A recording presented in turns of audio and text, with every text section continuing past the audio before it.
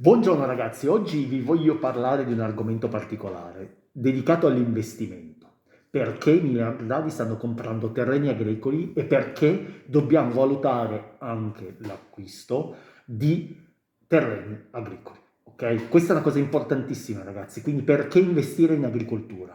Quindi il nostro video sarà così strutturato. Uno, perché investire in agricoltura? Perché l'agricoltura è il nuovo oro. La seconda sezione, come riusciamo ad investire, quali strumenti finanziari dobbiamo comprare per andare ad investire all'interno del mondo agricolo. 3. Come mettere a rendita un terreno agricolo, perché effettivamente può succedere che noi compriamo degli strumenti che acquistano, no, delle azioni che sono occupate nel mondo del settore agricolo, ma potremmo fare anche la scelta di andare ad acquistare veramente dei terreni agricoli. E 4, perché i giganti, i grandi investitori investono in agricoltura, ok? 4 punti fondamentali che ci aprono ancora di più la mente per cercare di capire come si sta evolvendo il mondo e come in qualche modo stiamo tornando indietro, no? Perché effettivamente molto spesso tutti pensano che l'agricoltura sia qualcosa di in qualche modo superato, no?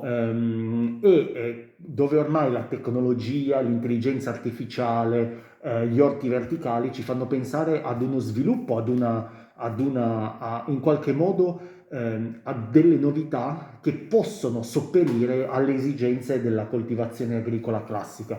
In realtà molti studi dimostrano come noi continueremo per i prossimi decenni a lavorare la terra come abbiamo fatto. Chiaramente ci sono delle innovazioni importanti dal punto di vista tecnologico, di sviluppo, ma nello stesso tempo noi continueremo ad avere necessità della terra per poter vivere, per poterci alimentare. Questo è un punto fondamentale che ci aiuta a capire come, essendo in un mondo limitato, perché il mondo ha una superficie limitata, ed aumentando la popolazione mondiale diventa sempre più necessario comunque valutare l'importanza del tessuto agricolo. Quindi cerchiamo di capire nella nostra prima sezione perché l'agricoltura è così importante e perché è necessario in qualche modo valutare all'interno del nostro portafoglio di investimenti anche una parte dedicata al settore agricolo.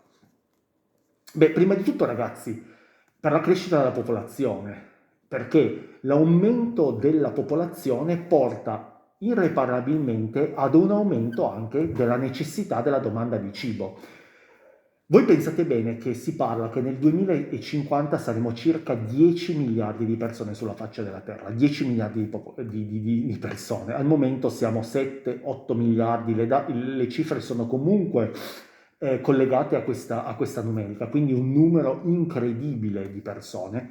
Il problema qual è? I problemi sono duplici nel settore dell'alimentazione. Uno, che purtroppo solo una parte della popolazione, di questi 7-8 miliardi, in realtà si può nutrire con sufficienza, perché molte persone non hanno cibo o non hanno del cibo diversificato per poter vivere, come dire, bene e a lungo. Due, che oggettivamente molto di questo cibo non viene conservato e viene sprecato da chi ce l'ha, ok? Quindi in qualche modo questi sono due problemi collaterali che noi dobbiamo cercare di risolvere, cercando di estendere la necessità del cibo a tutte le persone, ma nello stesso tempo abbiamo il terzo grande problema che ho detto precedentemente, cioè il fatto che le persone stanno aumentando in termini numerici e quindi in qualche modo aumenta anche la necessità di avere una produttività maggiore. Questo causa tanti altri problemi perché sappiamo bene che l'aumento di produttività molto spesso è correlato al fatto di utilizzare degli elementi chimici non propriamente salutari. Se avete visto alcune volte le trasmissioni Indovina chi viene a cena, avete visto come da anni si studia il fatto che la Monsanto produca delle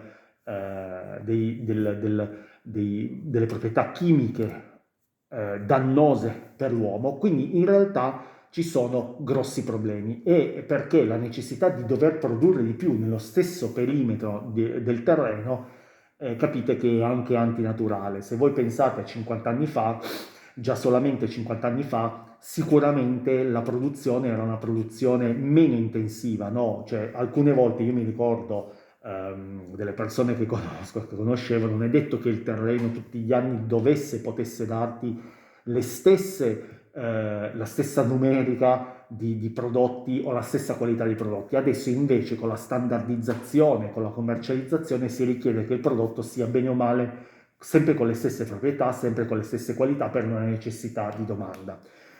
Quindi in qualche modo stiamo affrontando tantissimi problemi nel settore alimentare per il nostro futuro, per i nostri prossimi 25 anni, ma in questi 25 anni è dato chiaro e fondamentale che ci sarà una crescita della popolazione e quindi ci sarà un aumento della domanda del cibo. E questo chiaramente poi ci porta al secondo punto: perché investire in agricoltura? Il secondo punto è perché stanno aumentando i valori dei terreni agricoli. Ehm, Quello dei terreni agricoli è un settore che normalmente viene considerato dalla maggior parte delle persone che sono urbanizzate, quindi vivono all'interno di un terreno e non hanno la percezione di come funzioni realmente un processo produttivo all'interno del cibo o dell'allevamento, chiaramente vengono vissute come un asset povero, cioè un asset che non si rivaluta, no? Nel tempo. Perché? Perché non sanno che può produrre di più, può variare, può selezionare e mettere altre tipologie di produttività, di produzione, scusatemi, o perché in qualche modo c'è dietro sempre uno sviluppo maggiore, più forte di innovazione all'interno di questo settore. Ma quindi questo cosa vuol dire? Vuol dire che gli investitori possono essere interessati perché l'aumento della valutazione di questi terreni sta portando sempre di più ad avere dei rendimenti anche per chi li possiede. Si pensi che in alcune regioni d'Italia un ettaro è arrivato ad essere valutato anche 50.000 euro, ok? E poi c'è un terzo punto fondamentale del perché investire all'interno del settore agricolo, perché secondo me l'agricoltura è un settore che resiste alle crisi finanziarie. Allora, se non vogliamo prendere le frasi delle persone anziane, no, che ci hanno preceduto, che ci dicevano il mondo può avere delle crisi, può avere delle problematiche, tu puoi perdere un lavoro, ma qualcosa mangerai sempre se sei in campagna, perché te lo produci tu. Questo era un detto chiaramente che andava bene tanti anni fa. Attualmente non è assolutamente più valido, perché purtroppo per tantissime ragioni, vuoi perché il costo della vita è diventato molto più importante, molto più caro, anche se si vive in campagna, ci sono delle necessità ineludibili, quindi l'istruzione, quindi il fatto che comunque avere dei trattori, lavorare il terreno costa energia, e via discorrendo. C'è bisogno di innovazione appunto per mantenere una produzione che la domanda richieda. Insomma, in qualche modo si capisce sempre di più che non è più vera quel paradigma che diceva che in campagna basta vivere in campagna se ci sono crisi perché si mangia, ma in realtà il settore agricolo in un senso più ampio è un settore che resiste alle crisi finanziarie, no? Questo ce lo dimostra un po' la storia. Se voi pensate nel 2008, alla crisi del 2008, prendete l'America, se andate a verificare i dati, è evidente come durante un crollo del mercato azionario comunque i terreni agricoli mantenevano una certa quotazione, un certo valore, e quindi anzi in alcuni casi continuavano a salire, anche perché in qualche modo io penso che i terreni agricoli, anzi ancora di più in momenti di crisi, diventino ancora più appetibili, no? In qualche modo, anzi, vanno controcorrente e possono salire in interesse. Perché? Perché la gente va dove c'è rendimento, dove si sposta in base a dove può prendere più soldi. Nei momenti nei quali il mercato va bene, è molto probabile che le persone investano nel mercato azionario. Nei momenti in cui magari le cose vanno meno bene, si va su degli investimenti più sicuri come l'oro e come il terreno agricolo, come tutti quei prodotti finiti. E la terra è un prodotto finito, anche perché non tutti i terreni in qualche modo sono messi a coltivazione, ok? E questo è il terzo punto, secondo me. Il quarto punto per il quale, secondo me, è importante incominciare a considerare l'elemento dell'agricoltura all'interno dei nostri investimenti è perché lo stanno facendo i potenti. Quando io dico i potenti vuole dire i miliardari, cioè coloro che hanno una conoscenza del settore economico, finanziario molto più strutturato, molto più approfondito del nostro, cioè vedono molto spesso i trend in maniera più veloce rispetto a noi. Sicuramente i miliardari come alla Bill Gates stanno investendo all'interno di questo settore in uno spirito diversificativo, di diversificazione. Sì, sicuramente è anche questo, ma dato che la diversificazione è un aspetto che può prendere mille rivoli, no? Soprattutto per dei miliardari, perché possono andare a investire in arte, possono andare a investire in orologi, possono andare a investire in abitazioni, in determinati posti esclusivi. Insomma, in qualche modo la diversificazione non può essere la pietra miliare del perché i miliardari sanno non investire. Una delle ragioni, secondo me, fondamentali è perché c'è il controllo delle risorse. Un po' come Elon Musk vuole controllare quegli elementi determinanti della società moderna, come la comunicazione e come i trasporti, in qualche modo, allo stesso modo, chi controlla le risorse in qualche modo comanda.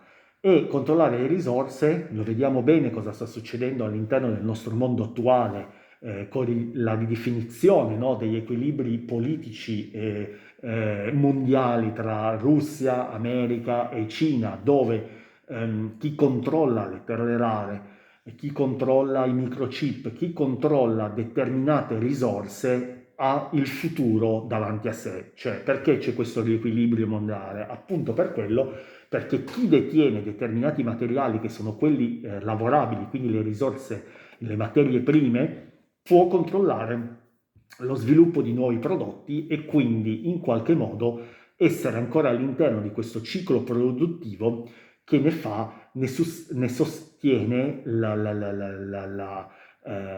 il successo economico, finanziario e politico all'interno dell'organismo mondiale, ok? Quindi in qualche modo c'è anche la necessità di controllare le risorse e controlla in qualche modo il cibo, che è un elemento fondamentale, ok?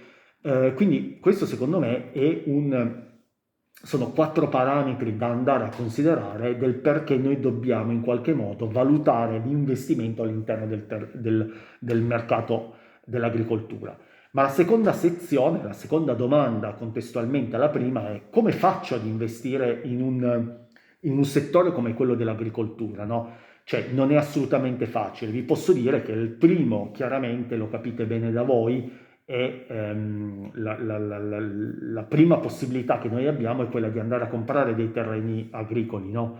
Ma comprare dei terreni agricoli è tutt'altro che semplice, non tanto per l'acquisto in sé per sé, che già porta delle problematiche. Primo perché bisogna scegliere dove è ubicato quel terreno e quindi capire in qualche modo le zone che hanno un'alta produttività in merito a quello che vogliamo fare, alla coltivazione che vogliamo fare, ok? E quindi bisogna valutare i parametri appunto del costo, dell'ubicazione, e quindi è già molto complesso già trovare dei campi liberi. È come se io volessi comprare delle vigne nelle Langhe, cioè è chiaro che in qualche modo magari qualcuna la trovi, ma la vai a pagare un'enormità non sapendo quando rientrerai dei tuoi soldi. Quindi trovare l'ubicazione, trovare il suolo adatto alla coltivazione che tu vuoi fare, e anche qui sono richiesti notevoli competenze. Sempre di più non ci può essere il contadino che in qualche modo, anche grazie alla sua esperienza, decide il ciclo produttivo di quel bene, di quel prodotto, ma si fa aiutare da tantissimi specialisti per andare a produrre il bene, ok? Quindi diventa sempre più complesso andare a coltivare quel bene. E poi, una volta che hai scelto l'ubicazione, il terreno giusto, devi avere l'accesso alle risorse idriche, perché senza l'acqua diventa problematico. E sappiamo bene che in Italia ci sono molte aree che potrebbero essere assolutamente indicate per la produzione agricola. Pensate a molte zone del sud che garantiscono delle quantità degli ettari veramente liberi e probabilmente adatti alla coltivazione, ma hanno una scarsa rete idrica e quindi in qualche modo è difficoltosa la coltivazione in quei posti lì. Poi bisogna guardare le tasse, chiaramente ci sono delle agevolazioni in certi posti, sempre di più in certi posti montani per riqualificare, per ripopolare il territorio si cerca di dare degli sconti, ma comprare bene un terreno o dei terreni è tutt'altro che semplice. E qui bisognerebbe farsi aiutare in qualche modo per andare a selezionare bene, perché sapete che anche in base alla località nella quale scegliete, quindi se andate al nord, un ettaro ti può costare dai 30 ai 60 mila euro, dal centro Italia magari vai dai 10 ai 20, 25 mila, adesso queste sono delle medie, in sud Italia costano anche di meno, dai 3 ai 15 mila, in qualche modo bisogna valutare dove andare ad acquistare, ma l'acquisto del terreno non è così, non è l'unico, secondo me, elemento determinante quando si va a decidere di acquistare un terreno, è la coltivazione stessa che è problematica, perché i costi per andare a coltivare sono ampiamente alti. Ci sono degli sgravi fiscali, bisogna informarsi anche sotto questi punti di vista, ma è chiaro che già solamente avere i macchinari agricoli diventa veramente importante perché costano centinaia di migliaia di euro, cioè non costano 40-50 mila euro come una macchina, ma ben di più. E poi ci sono tutte le attrezzature, tutti gli implements da andare in qualche modo a strutturare in base alla necessità di coltivazione che abbiamo. Quindi in qualche modo il terreno lo possiamo comprare per coltivarlo noi o per darlo in affitto e cercare di avere una strategia passiva, quindi di avere in qualche modo un ritorno passivo alla fine del mese, come facciamo quando andiamo a comprare un appartamento e lo mettiamo in affitto lungo o breve, no? Quindi questa è la prima metodologia, andare a comprare un terreno, dei terreni, da coltivare o da mettere in affitto a terzi per avere una rendita passiva. C'è anche l'opportunità invece, che secondo me è interessante, quella di andare in qualche modo ad investire in agricoltura senza comprare i terreni, andando a selezionare degli ETF. Sapete bene che gli ETF sono quei strumenti finanziari che racchiudono in sé un paniere di aziende legate ad un settore o legate ad un indice, e quindi noi possiamo in qualche modo andare a selezionare degli ETF collegati a questo settore, come potrebbero, non lo so, essere degli ETF legati alle materie prime, no? Quindi decidere perché poi anche qui c'è una selezione da fare, non basta selezionare degli ETF agriculture, bisogna cercare di capire anche dove vogliamo investire, perché noi possiamo investire nelle materie prime, come fosse il grano, la soia, il mais, oppure andare a investire in aziende agricole e produttori di fertilizzanti, no? Quindi si può cercare sempre l'agribusiness, ma più orientato a delle aziende agricole o a dei fertilizzanti, oppure si può andare ad investire su delle tecnologie avanzate che spingono sul comparto dell'agricoltura, come la guida assistita e via discorrendo. Ecco. Quindi anche in questo caso ci sono le possibilità di ETF, di tipologie di investimento assolutamente microsettoriali, cioè noi non andiamo solo a investire nel mondo dell'agricoltura, ma in qualche modo decidiamo dove andare a investire, se nella tecnologia avanzata, se nelle materie prime, se invece proprio in aziende agricole, perché c'è la possibilità di aziende agricole, o in quegli strumenti che permettono la coltivazione. Quindi anche in questo caso i vantaggi di questa tipologia di investimento secondo me sono alti, cioè il fatto che noi non dobbiamo in qualche modo gestire direttamente un'attività agricola, che è un'attività tutt'altro che semplice perché ha degli alti costi, ad alta fatica, ma possediamo l'azione di qualcun altro che lavora al posto nostro, ok? Quindi abbiamo la possibilità di investire in questo settore senza andarci in qualche modo a sporcare le mani. Non che sia sbagliato sporcarsi le mani, ma è per rendere bene il concetto. E poi, secondo me, investire in questa maniera ti dà la possibilità di essere molto più liquido, perché a differenza di possedere dei terreni agricoli, dei macchinari e tutto, tu rimani in qualche modo, hai una struttura molto interessante, ma nello stesso tempo hai la necessità di continuare a lavorare, no, in quel settore, cioè se tu volessi dismettere quell'attività, dietro non c'è un semplice click sul computer per poter switchare da una vita ad un'altra, ok?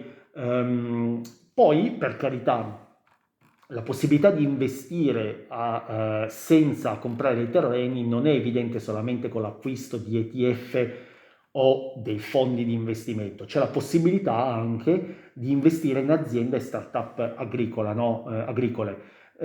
Sempre di più ci sono delle tipologie, no, microsettoriali, delle innovazioni fortissime nel mondo agricolo, che è un mercato molto strutturato, molto tradizionale, ma nello stesso tempo che si sta aprendo per volontà, ma anche per necessità, ad uno sviluppo tecnologico. Penso all'irrigazione sempre più intelligente, no? Penso all'utilizzo sempre di più in qualche modo della biologia, della chimica, per cercare di andare a selezionare determinati sementi che sono più resistenti, quindi quelle che vengono chiamate magari le biotecnologie agricole.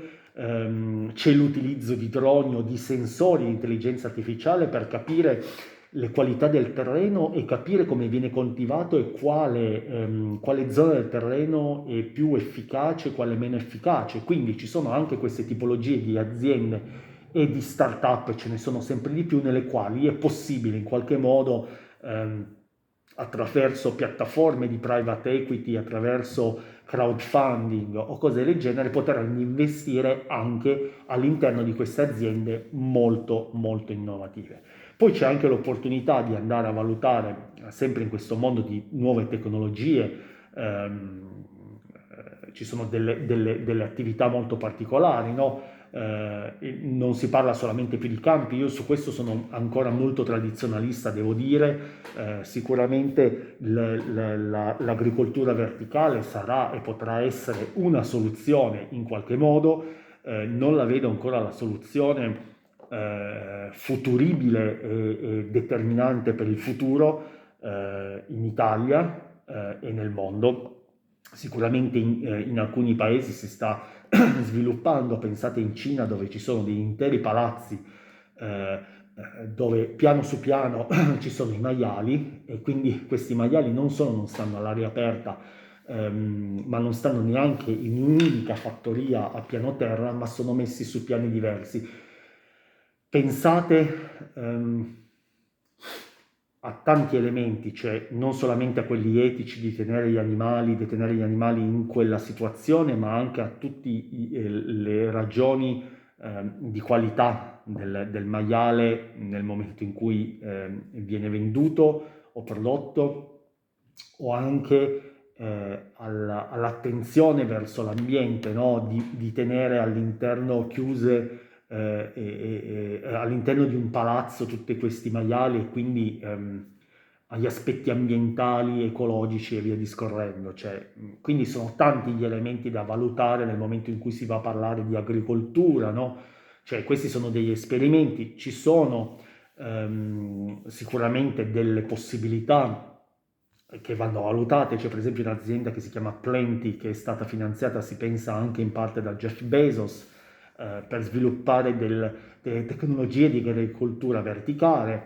C'è per esempio una società che si chiama Infarm, che è in Europa, che è specializzata in microfattorie urbane, perché sempre di più diventa necessità e importante avere anche delle microfattorie, chiamiamole fattorie, ma comunque degli elementi all'interno del contesto urbano legati all'agricoltura. Ci sono sempre di più, pensate, dei orti condivisi, no, nell'ambiente urbano, per varie ragioni, per dare sfogo ad una vita che nell'ambito urbano è molto sedentaria, un ritorno alla vita naturale, alla vita la connessione con la natura diventa sempre più importante. Quindi comunque ci sono in qualche modo anche dei settori stra-innovativi nei quali andare a innovare e a investire. Quindi secondo me, come andare a investire, per tornare alla seconda sezione che stiamo analizzando, come andare a investire? Beh, andando ad acquistare dei terreni e lavorandoli o mettendoli in affitto, andando ad acquistare delle soluzioni finanziarie come gli ETF o come i fondi che investono nel settore agricolo, o andare a investire addirittura in start-up super tecnologiche o comunque innovative, ok? Ma ipotizziamo che andiamo a selezionare, questa è parte della nostra terza sezione, selezioniamo l'agricoltura vera e propria, cioè quella di non avere un pezzo di carta che ci dice che abbiamo comprato un'azione di un'azienda agricola, ma andiamo ad acquistare realmente un terreno agricolo o più terreni agricoli. E qui bisogna farsi delle domande, no? Cioè, bisogna un attimo capire come funziona, come si può guadagnare, no, da queste attività. Io sono andato a fare delle analisi, ho cercato di capire quale potrebbe essere, no? La prima domanda è: quanto si guadagna affittando un ettaro di terreno? Un ettaro sappiamo che sono oltre 10.000 metri quadrati, quindi è una porzione già interessante, ma bisogna capire, almeno a mente, è una porzione interessante, perché capite bene che sembra apparentemente già una collina, no? 10.000 metri quadrati. In realtà, se voi pensate alla produttività che può dare questo terreno, poi ci sono tantissime tipologie, no? Anche dipende dalla coltura che voi mettete, ma nel nord Italia può dare dai 700 ai 1500 euro di guadagno all'anno, cioè, quindi capite bene che è una cifra irrisoria. Cioè, quindi anche in questo caso, se noi vogliamo in qualche modo andare a investire, no, o farci una rendita, dobbiamo valutarla, cioè avere un ettaro sì, ci permette di avere in qualche modo un guadagno, ma un guadagno molto misero, perché andare ad affrontare un investimento, adesso non lo so, ma metto di decine di migliaia di euro per avere 1.500 euro, se tutto va bene 1.000 euro, capite bene che va un attimo valutata la cosa. Quindi anche quando si sceglie poi un terreno bisogna farlo attraverso queste valutazioni. Poi, per carità, diciamo che per esempio, se si hanno già un numero di ettari più importanti, ho fatto dei calcoli, se si hanno circa 10 ettari, quindi una cifra già considerevole, si può in qualche modo anche affittarli a 1.200 euro per ettaro, quindi andando in qualche modo ad avere una rendita di circa 12.000 euro l'anno, no? Questo senza dover andare a lavorare la terra. Quindi in qualche modo si ha una rendita, si ha un capitale che rimane lì, che non viene in qualche modo in teoria svalutato, e quindi è una considerazione da tenere ben fissa. E poi, se andiamo a selezionare un terreno, come dicevo, la prima cosa è cercare di trovare quello giusto, e quello giusto è quello che ci dà produttività, e quello che ci dà in qualche modo, in base a quanto spendiamo, anche che calcoliamo la redditività e cerchiamo di capire in quanti anni andiamo a ripagarci quella tipologia di investimento, o se c'è domanda per quella tipologia di terreno. Ma poi la seconda cosa è cercare di capire quali sono le colture, no, da andare a mettere all'interno. Chiaramente c'è un contesto sociale: se voi andate nelle Langhe o mettete la vigna o mettete le nocciole, Faccio un esempio: se andate in Puglia ci sarà l'ulivo e via discorrendo, quindi ci saranno delle coltivazioni un po' più forti, ma è chiaro che poi ci può essere anche l'innovazione, no? Per esempio, anni fa eh, nel Cuneese andavano fortissimi i meleti, tuttora vanno ancora forte, fino a quando qualcuno ha incominciato a mettere i kiwi, e i kiwi noi come Italia siamo diventati il secondo paese esportatore più grande del mondo. Quindi in qualche modo le cose possono cambiare, e qui bisogna capire quali sono le culture e quali sono quelle più redditive in base al luogo nel quale siamo, al contesto, perché poi la cosa importante non è solamente coltivare qualcosa di redditivo, no? Perché uno potrebbe scegliere lo zafferano, i tartufi, la canapa industriale. Ci sono tante tipologie di investimento che sono molto redditive, no? Per esempio lo zafferano, si pensa che per ettaro possa portare a 40.000 euro all'anno di guadagno, perché è una spezia molto, molto, molto costosa, però richiede una manodopera molto intensa, quindi bisogna sempre valutare anche quanto guadagna, quanto si guadagna, come si riesce a coltivare, se ci sono difficoltà, se si può perdere il terreno. Si deve sempre valutare anche l'attività degli animali selvatici, perché sempre più spesso questo è un elemento fondamentale da andare a considerare, ma soprattutto secondo me bisogna guardare un attimo l'incontro tra domanda e offerta, cioè nel momento in cui compriamo un terreno e decidiamo cosa vendere, dobbiamo sapere che quello che andiamo a mettere può essere venduto, perché questo è il problema principale della maggior parte delle persone che si buttano all'interno del mondo agricolo e producono il loro sogno, quindi le lumache per la bava, e poi non sanno a chi vendere quell'elemento lì, perché magari l'industria cosmetica non va a comprarlo da loro, ma ha già, come dire, i suoi canali ufficiali. Quindi in qualche modo bisogna andare a capire se c'è domanda per quella materia prima, e soprattutto bisogna in qualche modo sapere già prima che verrà comprata, perché io posso fare, come dire, la tartufaglia, ma nel momento in cui la faccio ma non riesco a venderle perché quei prodotti magari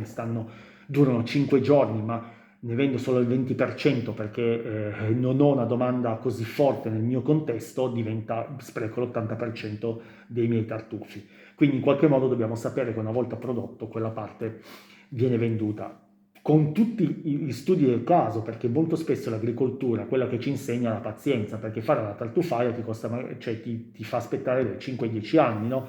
Prima di avere una rendita, un raccolto stabile.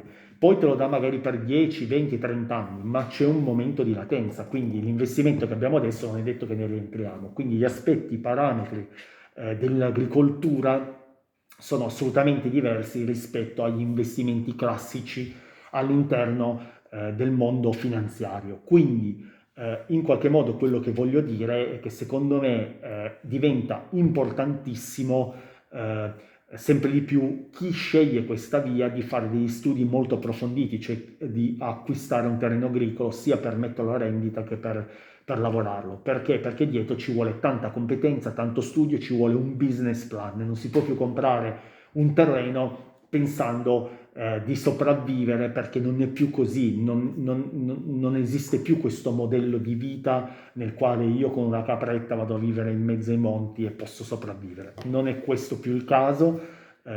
Ci sono degli elementi che io apprezzo tantissimo di persone che hanno cercato di ritrovare un ecosistema più naturale ed è giusto, ma renderlo redditivo nel tempo è sempre più difficile, a meno che, come dico, si abbiano dei contatti di vendita importanti, non solamente si produca la materia prima, ma si produce anche la materia lavorata, quindi dal maiale si faccia il salume e si sappia a chi vendere quel salume.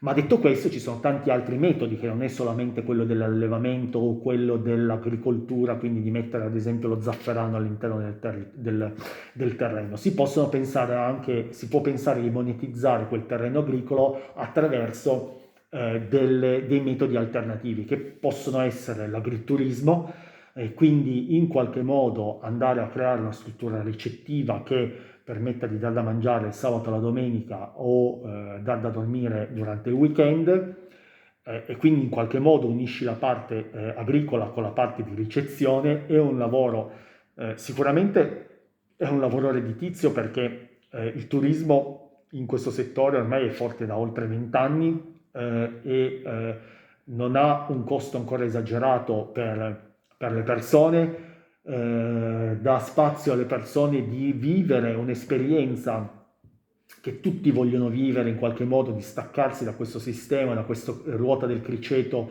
del, attuale, no? Fatto della vita cittadina, però ha dei forti costi iniziali, cioè andare a ristrutturare una cascina, andare a mettere su un ristorante, secondo me sono dei costi assolutamente proibitivi e molto molto forti che in pochi possono sostenere. Questa è la mia, cioè no, non è che la mia opinione, è l'opinione dovuta, basata su dei fatti, cioè fare dei forti investimenti bisogna saperlo, bisogna avere una forte struttura familiare dietro che ci permetta di sostenere quel modello di business, perché se noi dobbiamo pagare 10 persone per lavorare in una struttura familiare, in un agriturismo, andiamo in perdita. È per questo che sono tutti elementi familiari gli agriturismi. Poi c'è un aspetto che potrebbe essere il camping, quindi mettere quel terreno in qualche modo a rendita affittandolo, non attraverso un agriturismo ma attraverso un camping, anche questo è da valutare, anche qui bisogna trovare la zona giusta, bisogna offrire dei servizi abbastanza strutturati e importanti perché ormai sempre di più non è più sufficiente in qualche modo avere semplicemente la presa elettrica, ma si richiedono delle strutture di bagni di un certo modo, delle strutture che ti permettano di avere grandi spazi perché questi caravan diventano sempre più ampi, insomma diventa sempre più importante, però è una possibilità, c'è la possibilità anche che in qualche modo vessata da molte persone e probabilmente c'è dietro anche una ragione importante che è quella di mettere a rendita le strutture, i campi con delle energie rinnovabili, no? Quindi con i pannelli solari o biogas. Perché? Perché i terreni agricoli possono ospitare gli impianti fotovoltaici, gli impianti a biogas, in qualche modo generano energia, elettricità e, e, e quindi possono produrre in qualche modo senza faticare, perché questo è il fatto, perché l'agricoltura è fatica, è impegno e dedizione, attraverso l'affitto di questi terreni per le energie, per i pannelli solari, in qualche modo ci togliamo per sempre il problema, no?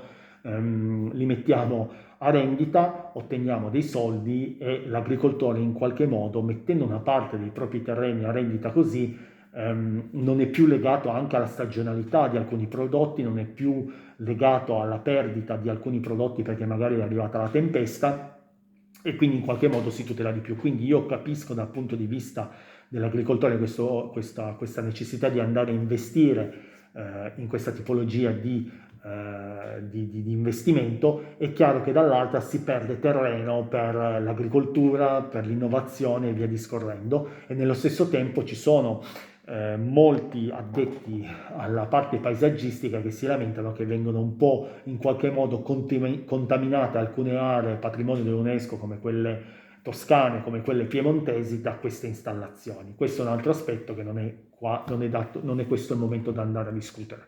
E poi vabbè, c'è un altro elemento di investimento interessante che è quello della foresta, no? Quindi andare in qualche modo a fare silvicoltura o riforestazione. Anche in questo caso si possono avere dei guadagni per il legno e via discorrendo, però anche qui le tempistiche non sono semplici perché andare a piantare gli alberi bisogna aspettare tempo, quindi anche in questo caso credo che si possa, chi vuole comprare un terreno debba valutare in maniera molto approfondita cosa ne vuole fare e come lo vuole fare. Sicuramente da un lato c'è un progetto, c'è una progettualità dietro molto forte, c'è quindi in qualche modo c'è un cambio di vita nel momento in cui volete comprare un terreno agricolo, non diventa solamente più un investimento, ma diventa un investimento e un investimento anche della propria persona perché richiede tempo, analisi e studio su che cosa andare a fare.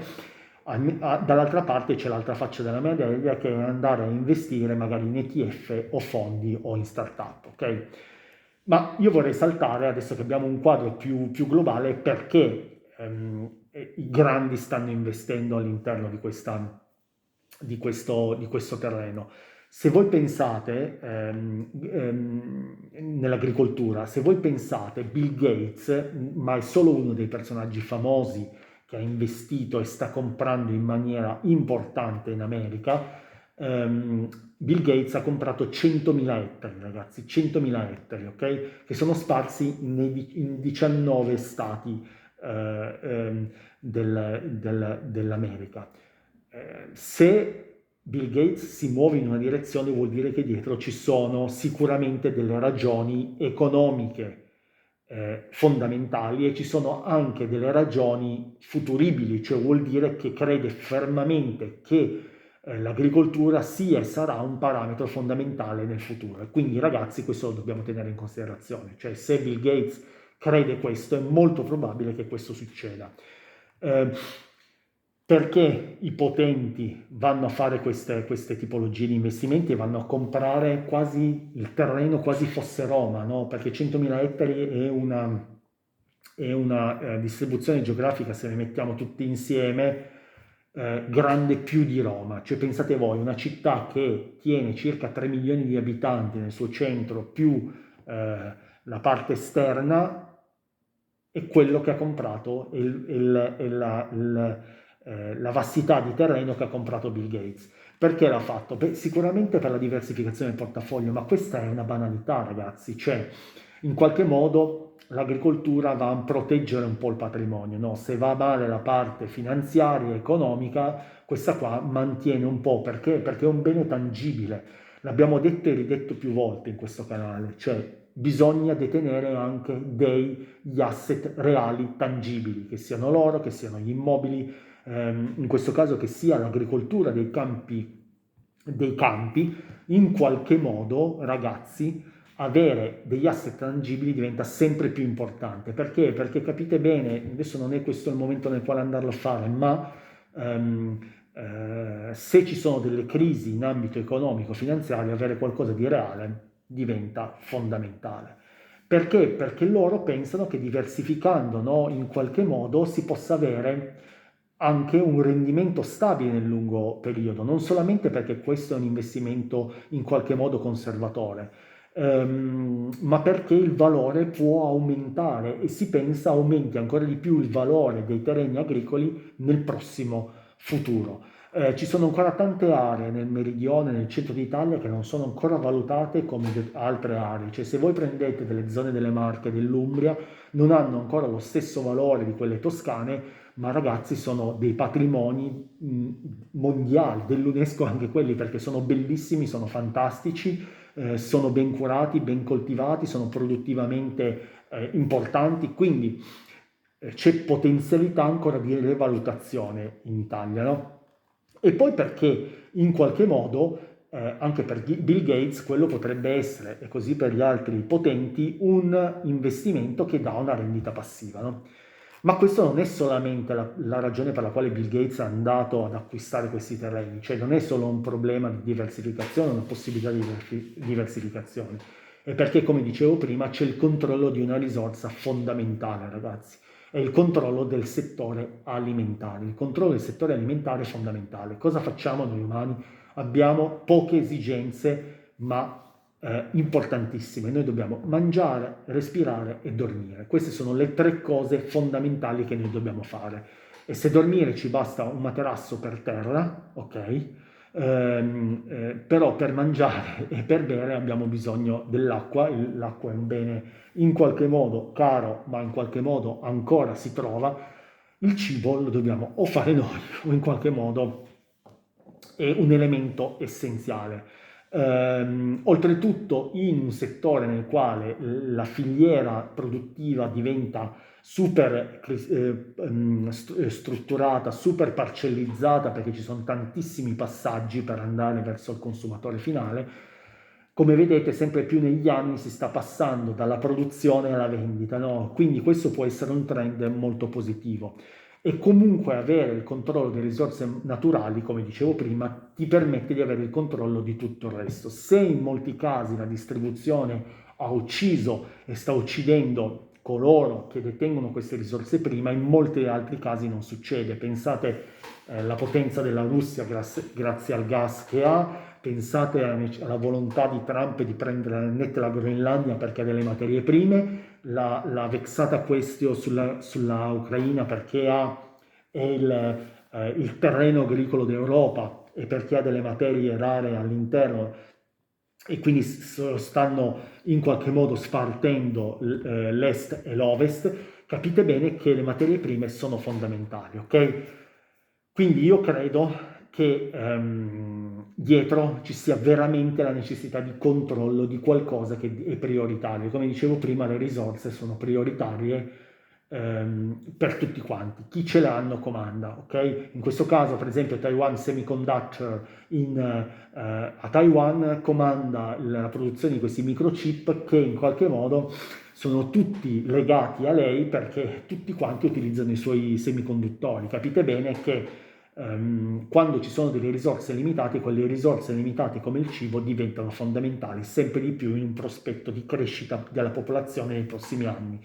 E poi c'è un terzo aspetto, perché Bill Gates è andato probabilmente a investire lì? Perché? Perché non è solo un investimento del futuro quello del cibo, ma è anche un settore molto importante perché tecnologicamente si deve ancora svecchiare, lo sta facendo sempre di più attraverso dei sviluppi forti come un'agricoltura high tech, quindi con i sensori, intelligenza artificiale, agricoltura verticale che abbiamo detto prima, va verso anche delle tipologie di produzione diversa.